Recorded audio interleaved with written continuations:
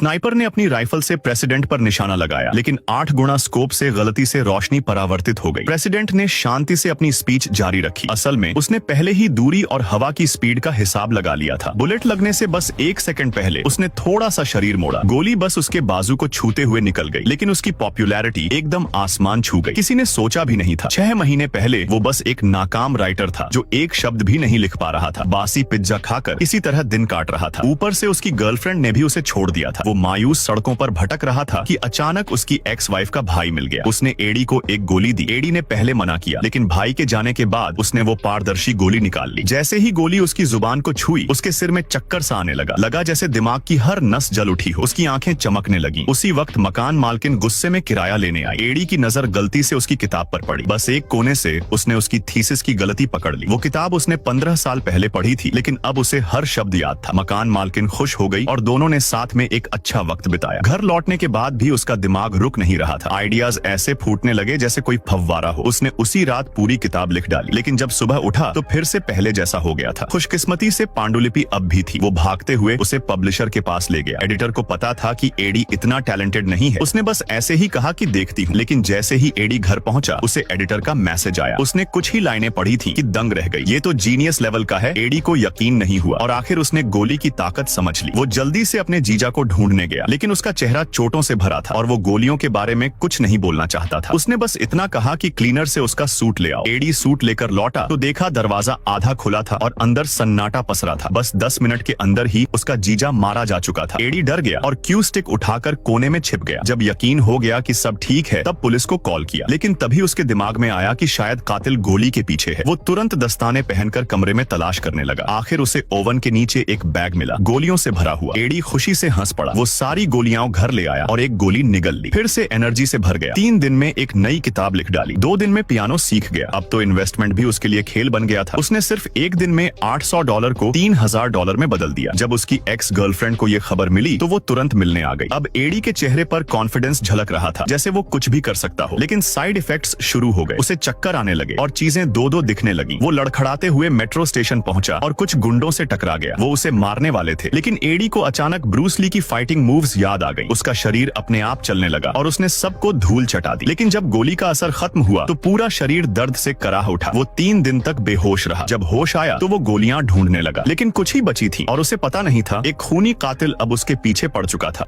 और फिर video like करने पर पार्ट 2 मिल जाएगा। और अगर फुल मूवी देखनी है तो कमेंट वाला ऐप डाउनलोड कर लो और पिन वीडियो देख लो।